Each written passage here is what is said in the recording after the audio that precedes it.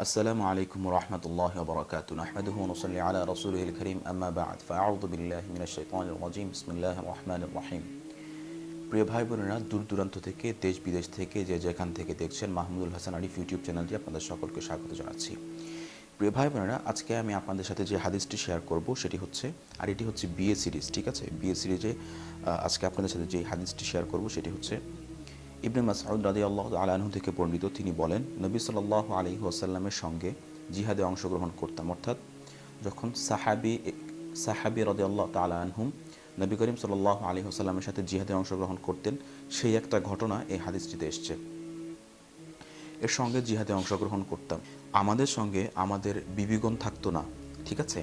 তাই আমরা বললাম, হে আল্লাহর রাসূল, আমরা কি খাসি হয়ে যাব? অর্থাৎ খাসি শব্দটা এভাবে বলা যেতে পারে যে স্ত্রী সহবাস থেকে বিরত থাকা, বা যারা বিয়ে করেননি তারা বিয়ে করা ছাড়া জীবনযাপন করা, অনেকটা এরকম, ঠিক আছে? তো তখন রাসূল করিম সাল্লাল্লাহু আলাইহি ওয়াসাল্লাম কী বলেছেন, কি চমৎকার উত্তর দিয়েছেন সেটা। তিনি আমাদেরকে তা করতে নিষেধ করলেন। আল্লাহু আকবার। প্রিয় ভাই বোনেরা, চিন্তা করুন ইসলাম কতটা বাস্তবসম্মত। দেখুন, একজন যুবক যদি স্ত্রী ছাড়া থাকে, বা সে যদি যুবক বয়সের আহ্বানটা কি? যুবক বয়সের আহ্বানটাই তো হচ্ছে একজন নারী, তাই না? আর সেটা হচ্ছে একমাত্র তার পবিত্র স্ত্রী, ঠিক আছে? তার যে জীবন সঙ্গিনী, সেই জীবন সঙ্গিনীকে ছাড়া মানুষ কোনোভাবেই নিজের জীবন কল্পনা করতে পারে না। এটা আল্লাহ রাব্বুল আলামিন পৃথিবীতে প্রত্যেকটা বস্তুকে জোড়ায় জোড়ায় সৃষ্টি করেছেন, ঠিক আছে? হোক সেটা ইঁদুর, বাদর, ছাগল, বিড়াল, গরু, মহিষ, ভেড়া, দুম্বা, যত কিছু হোক। আর আমরা মানুষ, আমরা তো হচ্ছে আশরাফুল মাখলুকাত। আমরা তো হচ্ছে আরও আগে বিবি ছাড়া, ওয়াইফ ছাড়া, স্ত্রী ছাড়া থাকা অসম্ভব। দেখুন, আপনি যখন আপনার স্ত্রীকে নিয়ে থাকবেন, আপনি যখন বিয়ে করে থাকবেন, দেখবেন আপনার মানসিক যে সুকুন, শান্তি, প্রশান্তি, সেটার স্তর কতটা উঁচু থাকে। আর আপনার যে কাজের যেই ধারাবাহিকতা এবং কাজের যেই উন্নতি, সেটা দেখবেন কতটা দ্বিগুণ হয়ে যায়। কিন্তু আপনি যখন বিয়ে ছাড়া থাকবেন, আপনার যত ভালো পর্যায়ে আপনি জব করেন না কেন, যত ভালো পর্যায়ে আপনি থাকুন না কেন, দেখবেন আপনার মধ্যে একটা হতাশা, একটা বিষাদগ্রস্ততা, মানে একটা ক্লান্তি, সবসময় একটা ক্লান্তি আপনার মধ্যে থাকবে। আপনি যখন স্ত্রী সহবাস করবেন, আপনার স্ত্রীর কাছে যাবেন, সেই প্রশান্তির জায়গাটা আপনি পাবেন। আপনার মধ্যে অন্যরকম একটা স্পৃহা, অন্যরকম একটা অনুভূতি, অন্যরকম একটা আনন্দ, অন্যরকম একটা অনুপ্রেরণা কিন্তু আপনার মধ্যে কাজ করবে।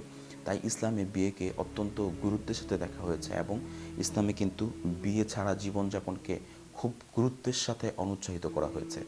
তাই প্রিয় ভাই বোনেরা, আমাদেরকে কিন্তু কিছুতেই খাসি হয়ে থাকা যাবে না, অর্থাৎ বিয়ে ছাড়া থাকা যাবে না।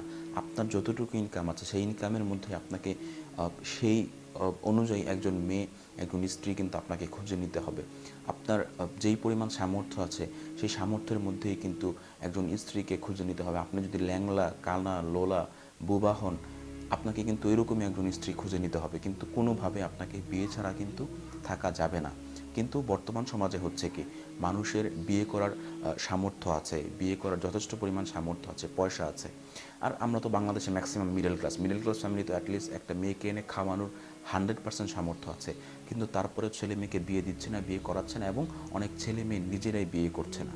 এটা অত্যন্ত আপনার দুঃখজনক এবং অত্যন্ত প্যাথেটিক একটি বিষয়, অত্যন্ত দুঃখজনক একটি বিষয়। তাই আমাদেরকে অবশ্যই বিয়ে করতে হবে, খাসি হয়ে থাকা যাবে না, বিবাহ ছাড়া জীবনযাপন করা যাবে না।